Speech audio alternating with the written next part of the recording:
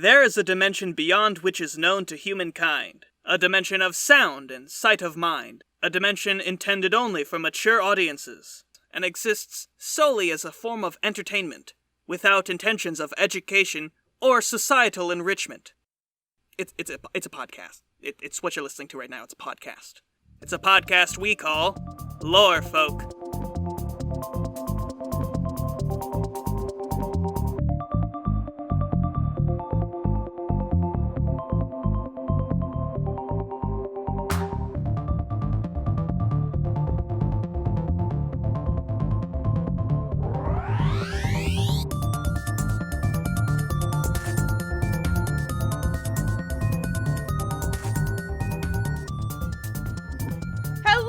Welcome back to Lore Folk, a podcast where we riff on all things paranormal. I'm your host, Maddie Barr. And I am your other host, Aidan Kidd. Maddie, you may have noticed that things have changed about me recently. Yeah, what's up with that, bud? Several weeks ago, I found myself with a wasp infestation in my walls. They drove me to madness as they sent their most fierce of warriors to my door. I slaughtered every single one. Now, having proven myself worthy, I have been made their king. I sit here in my hive with the most ornate of ornaments hanging above me. Get it? Hornate like hornet like wasps. They're the same thing, basically, I think. Yeah, I get. And I sit here with my queen! My wasp queen! She's like that wasp lady from One Punch Man! That was a wasp, right? Or she might have been a mosquito. It's been 5 years since I watched One Punch Man, so I'm really not sure. But either way, she's anime! She's my new anime GF! Wow. I just don't even, I'm speechless. I'm so happy for you, Aidan. An anime wasp GF. Are you gonna get a giant body pillow, but it's got like a big stinger on the bottom of it? No, she's real! Oh, okay. Sorry.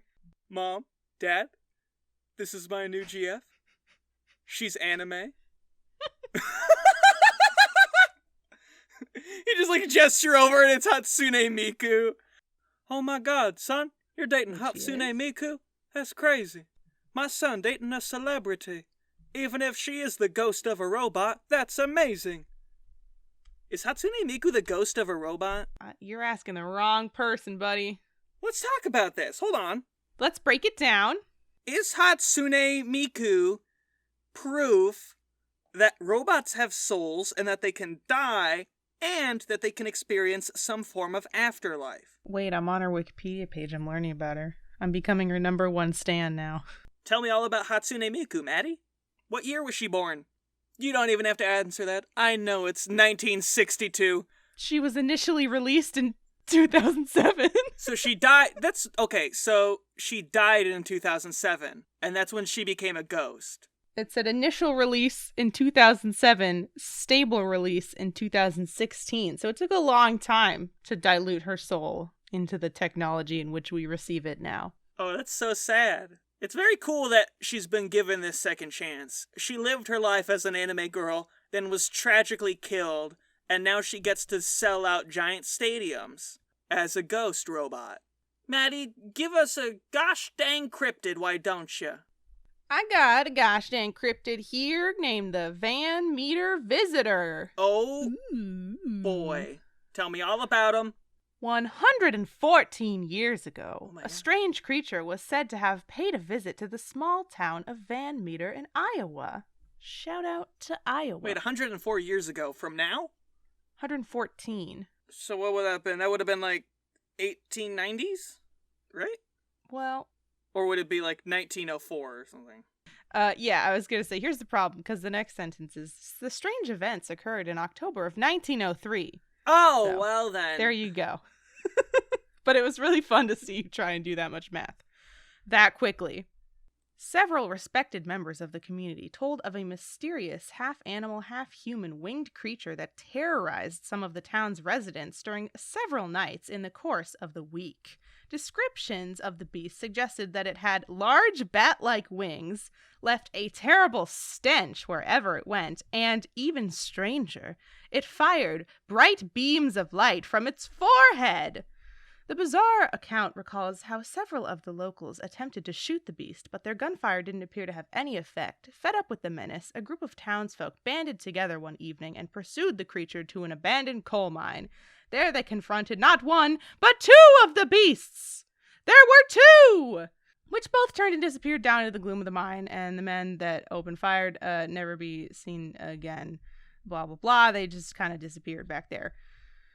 But this thing is fucking cool, okay? If you're not on the Cryptid Wiki right now, please lead yourself there through the tubes of the net, because it looks badass. It's like a fucking pterodactyl.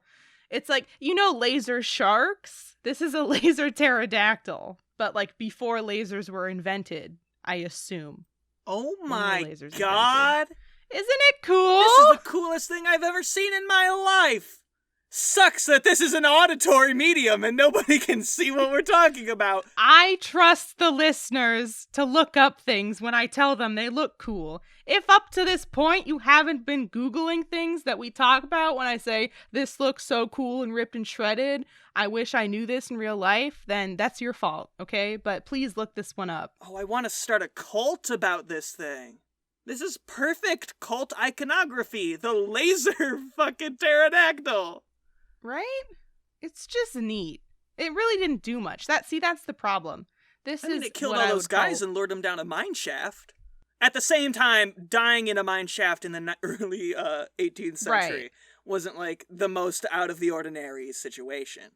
But the Van Meter visitor is great, but what I would call wasted cryptid potential, because it's so badass, and really all it did was show up and be kind of a menace, and then got chased into a mine shaft, and they were like, okay, bye, and that was it.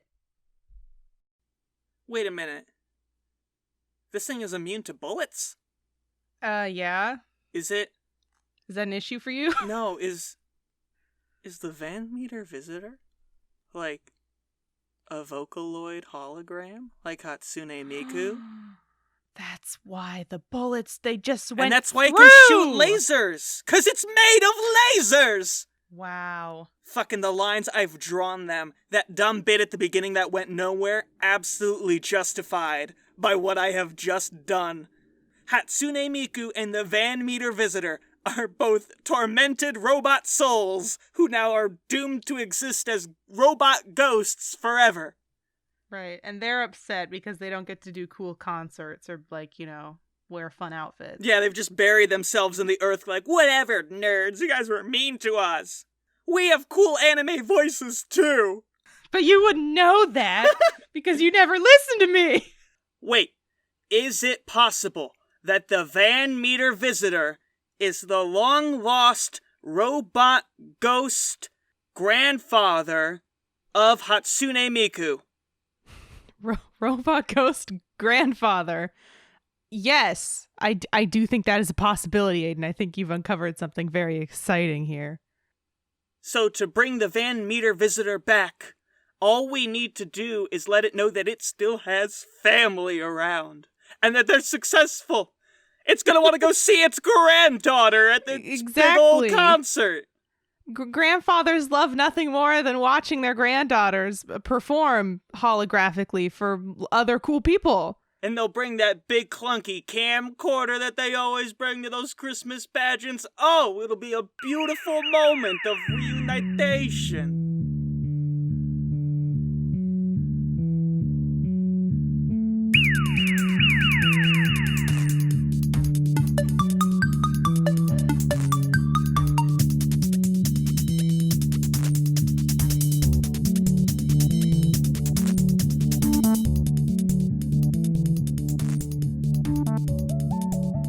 Alright, here we are in the ad break. We made it!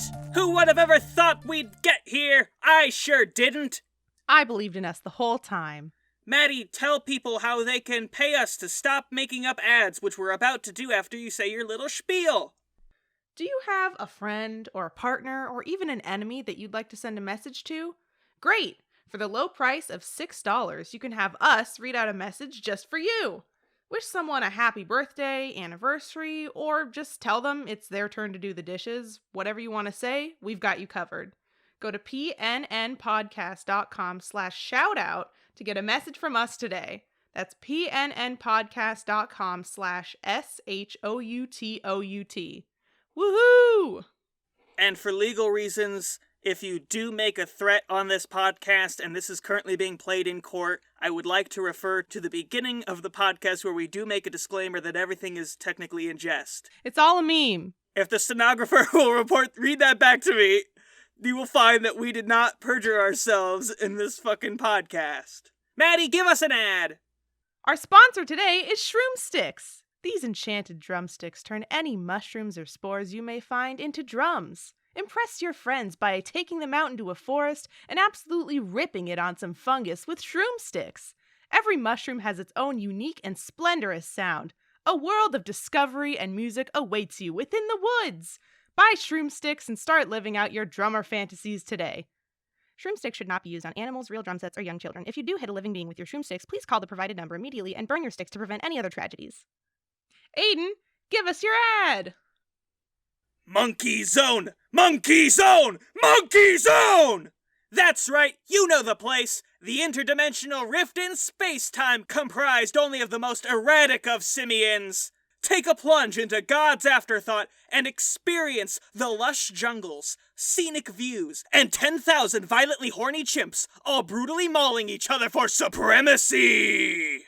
So grab your banana and get ready to have your face torn off, cause these hairy agents of discord are patiently awaiting your arrival in the Monkey Zone!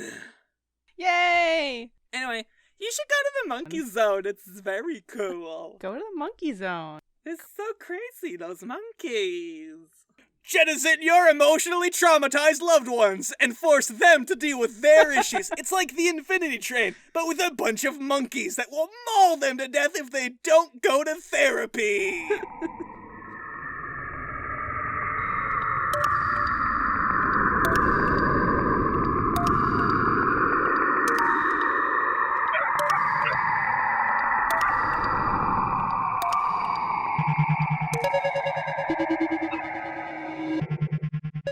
All right, Maddie, we have a question from the YouTube comment section. Ooh. From Joe Caramadre, who asks, "Hey there, friends. I, your humble listener, have come requesting a portion of your paranormal wisdom. You've come to the right place. I have found myself wondering, where do cryptids come from? Are they evolved from us, or do they have otherworldly origins? And are creatures such as Yetis, Bigfoot, and the Mothman simply variations of the same species? Different flavors, if you will. In the end, who would you say is the superior species, cryptids or humans? I know this is long. If you read this, thank you. I love your show." First off, thank you, Joe. Hi, Joe. Thanks. Thank you. Love you. It's very kind of you. And first of all, it is too long, and we're not going to talk about all of it, you fucking heathen! How dare you make me read like 3 questions in one, Joe? Joe is trying to get the most bang for their buck, okay? Fucking, you can't double dip. You can't triple dip like this. So we're gonna burn through some of these real quick. Are they evolved from us, or do they have otherworldly origins? Depends on the cryptid. Sometimes they are, sometimes they're not. Cryptids come from a variety of sources. Bigfoot is clearly like the missing link and whatnot. We know that. Right. Nessie is a dinosaur. We know that. But the Flatwoods Monster is clearly a spacey boy. Right. And no, creatures such as Yetis, Bigfoot, and the Mothman are not simply different flavors. Yeti and Bigfoot are. That's just the fucking Galarian version of Bigfoot, the Yeti. But the Mothman is a completely different thing from Bigfoot. Like, entirely. Yeah, he's got wings. He's got wings. He's a big moth. He's got a fat ass. He's got a fat ass. You've seen that statue. I've never seen a Bigfoot statue with an ass that fat. So, first of all. Fucking Mothman's double caked up on a Sunday afternoon. And you come in here thinking he's the same as Bigfoot who's got a Hank Hill ass? Alright, we're getting carried away, Aidan. We gotta burn through these questions. They asked us so many questions. Alright. What's the last The final question. In the end, who would you say is the superior species? Cryptids or humans? I do feel like as a human I am slightly biased here. But don't you want to be like a big spooky boy who can fly? See, it's a symbiotic relationship betwixt the cryptids and the humans, because without humans, what the fuck are cryptids doing? Aren't they cryptic? Aren't they cryptic to us? Right? Without our world events to predict, what is Mothman doing with his life? Right. He needs us, and we need him. That being said, I do still think being a cryptid would be cooler, so I'm gonna say cryptids. I'm gonna say, I can't believe we immediately switched positions. I'm gonna say neither are better. Oh. Within the same fucking sentence, we flip-flopped our positions. Look at that. Opinions can change, kids, and that's okay. What a funny bit we just did. Wasn't that a hilarious bit we just did, Maddie? Yeah, that was so funny. What was your favorite part of the bit we just did that we just recorded just this recording session? And not as a part of a separate recording session that we then held off until putting it randomly into this episode. Yeah, I really liked the part where we said stuff, you know? I think that's bold on a podcast. Oh, I love that part. Could you be more specific, though? Well, you said some words.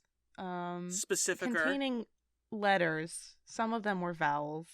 Increase specificity. You said a word that had an E in it. Even more specific. Aidan did a bit about cryptids. Yes, so that is That's accurate. as specific as I'd like to be. For the safety of everyone listening. That's my way of saying, is that the previous bit that you just heard was not actually recorded in this recording session. It was recorded weeks ago. What? And as just a random thing to plunk into an episode when we wanted to use it. And then we You're held it off for too people? long. No, I'm admitting to it right now. You really think people would do that? Just go on the internet and tell lies? You just gonna sit here and quote Arthur? Are you gonna back me up? I've got an angry mob now, mad at me for lying to them shortly. Sorry, they were only mad for like 3 seconds, That's so true. it should be fine now. I have a Yahoo Answers question here that asks, can singing Ave Maria backwards in front of a mirror summon a demon?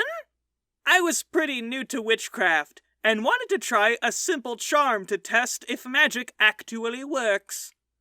I wanted to summon demon Asmodeus to make Amber and Josh break up. This would be a way to test out if witchcraft works. My plan is this. Get a mirror and have candles in luminary jars around the mirror with red tissue paper and images of spider webs. I will then try to sing Ave Maria backwards to insult the Blessed Virgin and summon Asmodeus to possess Amber and Josh to destroy their relationship. I think Ave Maria backwards will have a hauntingly beautiful sound and will hopefully work as a siren song to summon Asmodeus from the lake of fire. Will this work? Is this a fairly good beginner witchcraft spell? I have some questions. Is that it? That's it. There's so much to unpack here.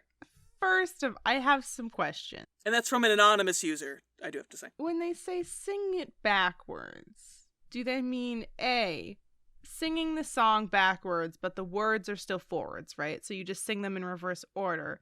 B, actually physically singing the song backwards, like learning how to pronounce it backwards and singing it like that. C, recording yourself singing it regularly and then playing that backwards, perhaps on your Nintendo DS, because that's the only recording software you have that plays things backwards, if you're me. Or D, singing Ave Maria regularly, but you physically are facing backwards away from the mirror. Which one do we think it is? The demon in the mirror is like, hey, face me when you do that. I like this song. Right. Don't look away from me.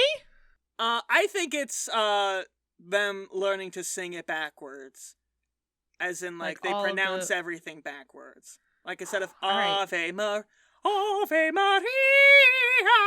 would be I am Maria. All right, kids, now if you're listening, go grab your DS and listen, clip that one part of the audio and play it backwards and tell us if Aidan did it right. Don't call me on it. Don't, no. No. And then play that clip over again into your mirror to summon a demon. No, I did it perfectly. Don't question my ability to sing backwards. No. I had it perfect. I'm sure Aidan did it perfectly. Here's the thing. I'm sure this would work. Yes. But I feel like it's kind of you're spending so much time trying to cheat that if you just spent that time studying for the test, you would also pass kind of a situation. And if you want to break up, what, Brenda and Amber Scrub, and Josh, what are their names?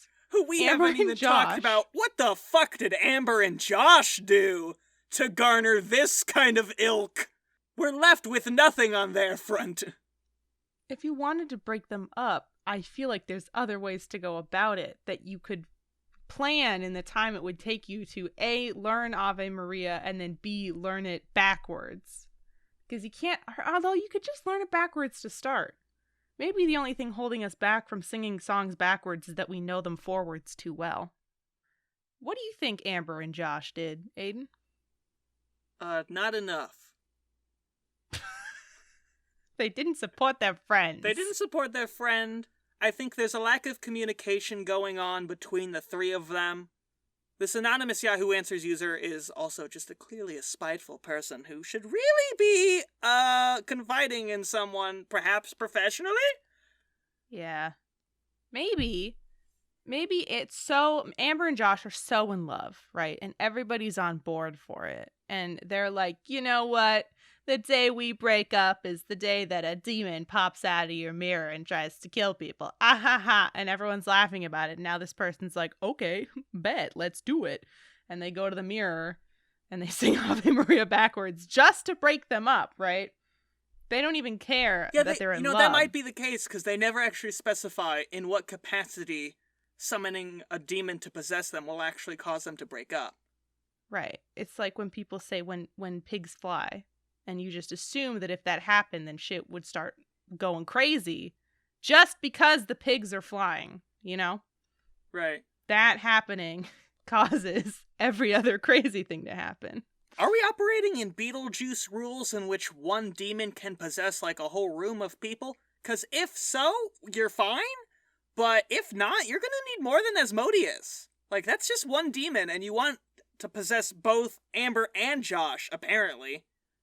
Well, see, but relationships are a two-way street, Aidan, so I feel like you'd only have to possess one of them to break them up, right? I know, but this anonymous Yahoo Answers user is saying that they want to possess both of them.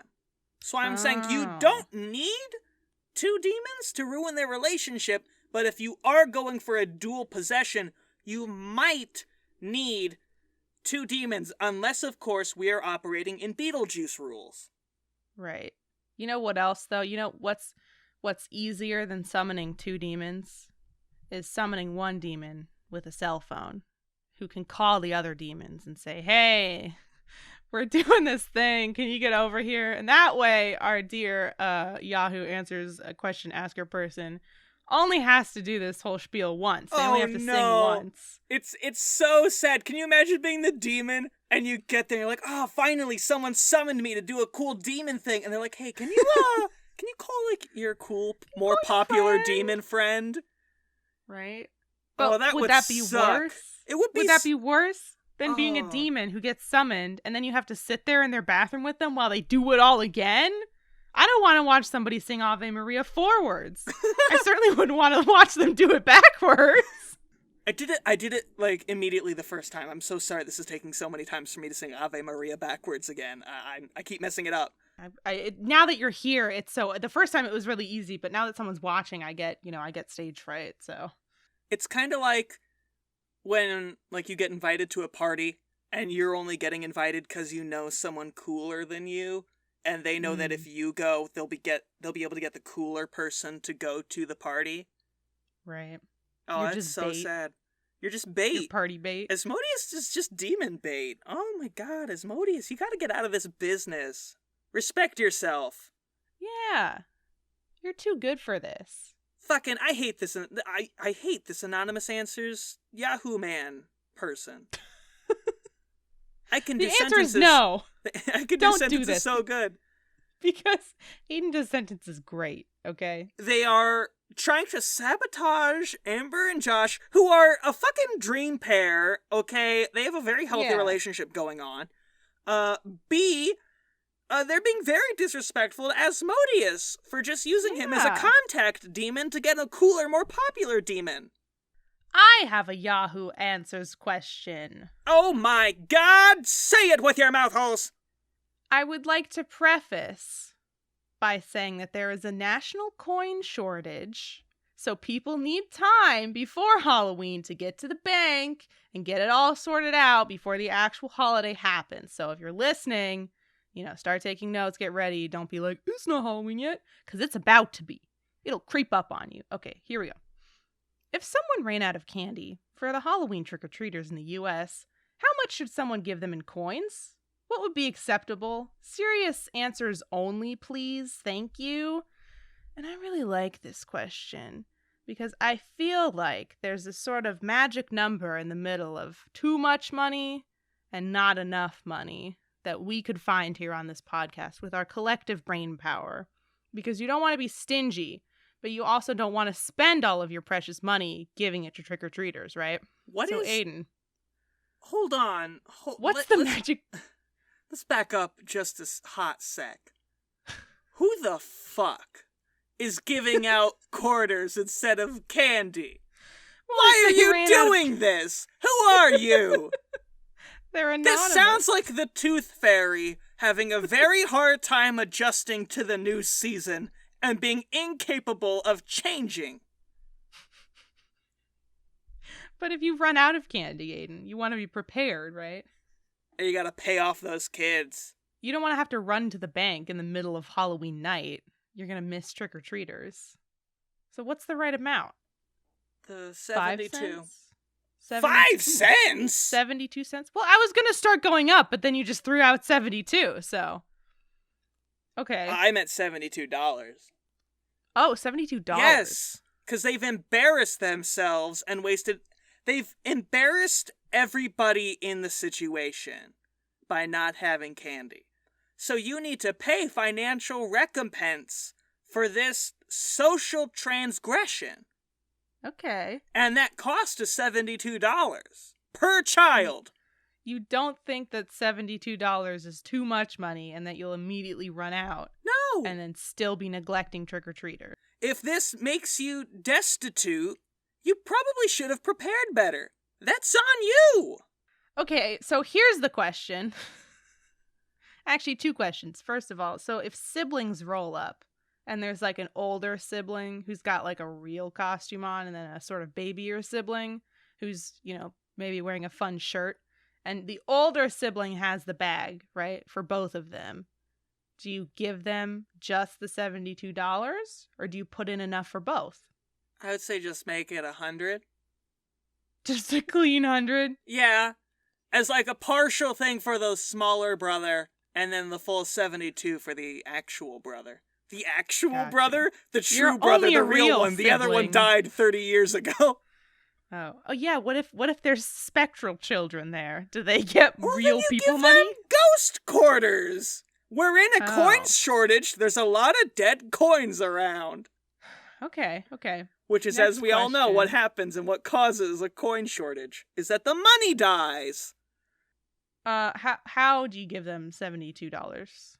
Is it a cash? 50? And no, but I'm saying they don't have bank accounts. Bills? I'm saying what bills do you give them, Aidan? Do you give them 72 ones? Do you give them a 50 and then 2 10s and 2 ones? Like, what are you doing? Look, how are you providing it to them? At that point, it's gonna be up to you and what kind of cash you have on you in the moment. I think the most economical way to do it is a 50, a 20, and then 2 singular dollars. But you're not always gonna have that. Right. Well, and I feel like as a child, if I was receiving money instead of candy, I would want a stack of 72 ones because that feels more sort of like a big wad of cash with a rubber band around it, bank heist kind of moment, yes. Right? You know what? If you want to do that, that's up to you. That's Ooh, and you know what? You know what? If you do a stack of 72 ones and you wrap them all with rubber bands, then you can just get a fucking briefcase which is every kid's dream, I assume. And then they knock on the door and they say trick or treat. And instead of having like a dumb plastic bowl of candy, you have a fucking briefcase full of just stacks of cash, and you open it up and they're like, whoa. And then they all grab it like they're in a friggin' bank heist. And if you want to dress up like an old-timey robber, that will also help. Hey, kids, it'll make the whole situation feel on purpose. But we all know you made a grave clerical error that is going to cost you greatly. That's true. So, if you do feel like you're going to run out of candy this Halloween, don't go to the store and buy some more candy, because then you have leftover candy, right? We've all overbought candy in the middle of the night because we're like, well, I'm running out of candy. And then like 2 more kids come by and you have an entire bag of candy that you don't like because you bought it just to give it to the kids, right? Well, you don't want to be that guy. You'd rather have leftover money. So if you think you're going to run out of candy, go to the bank and just get a shit ton of ones and maybe some rubber bands. I don't know. Do they sell rubber bands at the bank? You could steal them from the bank. Yeah. I'm sure if you reach your hand past the glass and just kind of smash around violently, you'll find some rubber bands eventually. They won't care. Just take one of those chains that the pens are on and rip that off. Yeah, just tie it around it. You know, you could also just steal the money from the bank. Cut out the middleman. Right? Steal the whole thing. I bet they have a briefcase of money back there. Little does the public know that all crime involving banks on Halloween is legal. It's all okay. You just walk in there, and instead of having like a ski mask on, you have a fun Halloween mask. And you say, I need this for the kids. I ran out of Jolly Ranchers. And they're like, totally acceptable. Go on ahead. Right into the back this way. It's subsidized by the government. Don't worry. Exactly. This is what your tax dollars are for. Mm-hmm. All right, that's the end of the podcast. We made it. We're done. If you like what you heard, tell your friends about us, please! Tell your friends, please! We're but babes in the woods, and we are not paying for advertisement. I guess we kind of did, in a way, for once, because we commissioned our good friend Harry of Deep Blue Ink to do an animation for us. It's beautiful and gorgeous, and it's up on our YouTube channel. You should go watch it. It's also on Harry's channel, Deep Blue Ink. Mm-hmm. And you can watch it there as well as a bunch of other animations he's done. He's very talented! It has like 1,000 views, and I just want to thank the 3 other people who've watched the video, including me. Isn't that cool? Also up on the YouTube channel just now is a tier list we did for Halloween, where we ranked a bunch of spooky characters. It's what we did last week instead of doing a traditional episode of the show. I spent a lot of time editing it. You should watch it! If you have a question or some other paranormal thing that you want to make us aware of, you could go ahead and send it to lorefolksubmissions@gmail.com. Just make sure you include your pronouns and the name you'd like us to refer you by when you do so, or you can just leave it in the comments section of the YouTube video that you might be watching this through right now. And leave some other comments. They're fun to read. Say things. Sometimes I forget that you're not just numbers on a screen and I feel lonely. Make a friend in the YouTube comments. You're all like-minded enough to think this shit's funny. Don't put No, I'm keeping that in. If you have commented, thank you. We love you. Yes. I refresh those an embarrassing amount of times in the days when we upload new content, so it's appreciated. We're recording our Halloween special soon, probably real soon after this, by the time this episode actually goes out into the world. So make sure you send in some Halloween-specific questions, please. We very much appreciate those. And that's it. I love you. That's it. Bye. Goodbye-bye. Goodbye. Oh, wait. Reginald, the Wasp King who I overthrew when I took over the Wasp domain has returned to claim his throne. Stay away from my enemy, GF!